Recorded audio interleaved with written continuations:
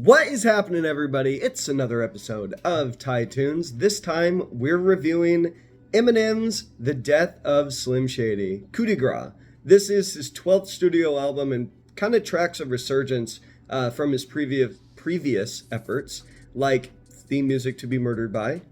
I think that's what it's called, Theme Music to Be Murdered By. So right out of the gate, Renaissance. This sounds like classic M, the biting bars. He's really going in. I love the concept of taking the mindset of a hater, and he's even talking about Kendrick. Kendrick's album was cool, but there wasn't any bangers. That, and coupled with J. Cole and Lil Wayne, didn't know which album was lamer. People are online talking about this as Eminem dissing them, but hello, if you actually listen to what he says, going into the mind of a hater, that's basically what he's saying. He's saying nobody's happy these days. Everybody is trying to be a contrarian or controversial. Habits, this to me comes from the perspective of Slim Shady, talking about everybody is so sensitive and the censors are out there and all of the controversy. It's a pretty generic trap beat, but I think Shady's lyricism elevates it. I did enjoy the hook by White Gold. Damn, we missed you, Slim. That guy has a pretty consistent voice, which I enjoyed. Trouble is a short skit or single verse from Shady. He's still going in. He's still trying to be controversial and just being really out there and crazy. And Marshall is trying to level set things and come off as the more mature one or showing the growth, which is pretty much a consistent theme throughout this album. You'll hear a lot of the skits where they're talking to each other or arguing. Sometimes it is hard to tell who's who. I think Shady is the more higher pitched and comes across as the more aggressive person in those skits. But throughout the concept of the album, they are continuing to argue with each other. I think they're either tied up or fighting amongst each other throughout the concept or throughout the entire album. Brand New Dance, ass. Sorry, I tried to get into it. The beat and the hook and the little like horse stomping or horse cloves, along with all the references to Christopher Reeves, just get out of here, man. I can't do it with that song.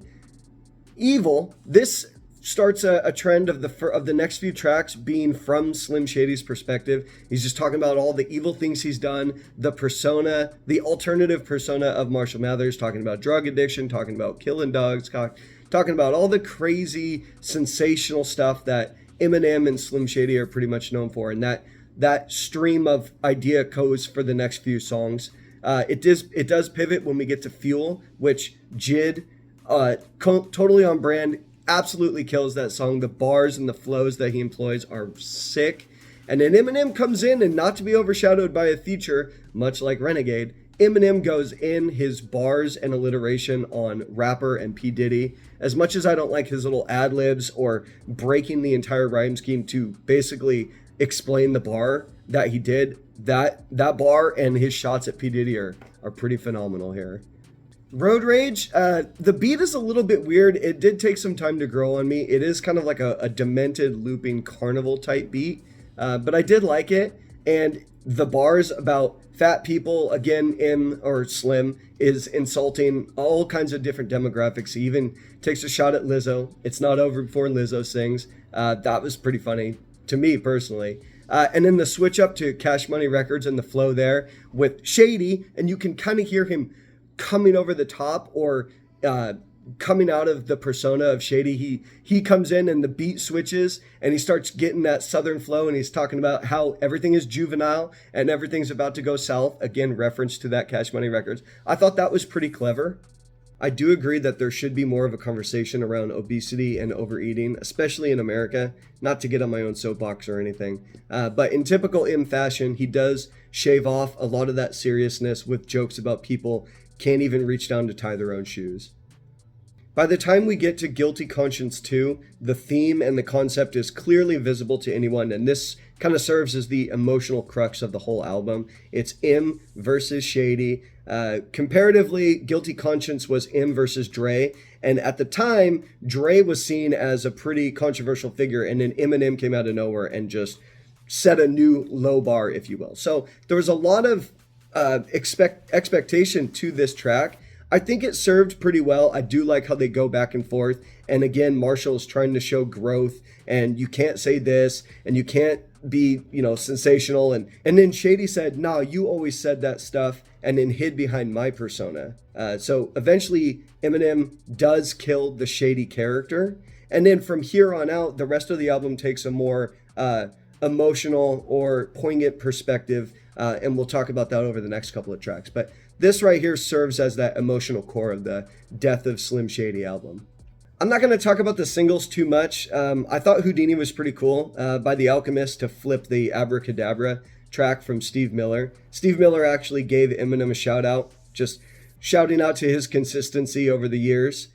I did really like Temporary. I liked the piano and the strings on this beat, and I liked the concept behind talking to Haley as if he were gone. He uses some old recordings of him and Haley when they were young.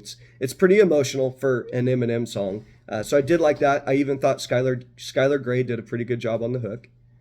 Toby was cool, but I've never been a fan of Big Sean. His voice and his bars just kind of grate on me. I like how M's taking a stance for his place in the rap great pantheon.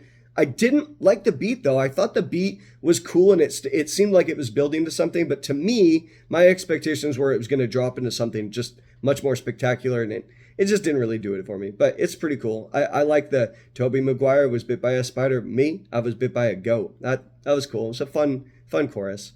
And then Somebody Save Me is the capper. So he takes Jelly Roll's massive single and basically makes that his chorus. Again, talking from the perspective of him being gone, him being so drugged out and not able to cope with himself that he misses huge milestones in his kid's life.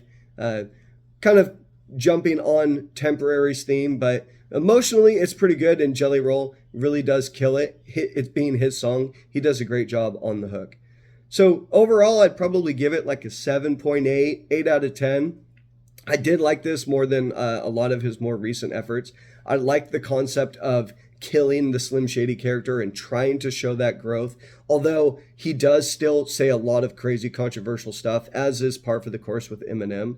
And for him to say, you say all that and then hide behind the Slim Shady persona, that to me shows some emotional maturity, that he does understand what he's doing, but he is at the same time trying to show some growth. So I like the duality of the first half of the album being pretty controversial and just in your face, and then the second half being more somber and emotional. From a shock standpoint, I think just in this day and age, people are so outraged about everything, and that's what M's whole shtick was. But now everybody is just kind of unfazed by it, so it comes across as pretty cringy for the most part. I do like a lot of what he's saying. I like the flows and everything, but he still has that tendency to chop up or stutter his flow and then throw that ad lib out there of get it, or completely break down the bars or schematic that he just said. So hoping that the audience would get it. It's like, yes, anybody with even a basic concept of rap or the English language would, for the most part, get what you're trying to say. So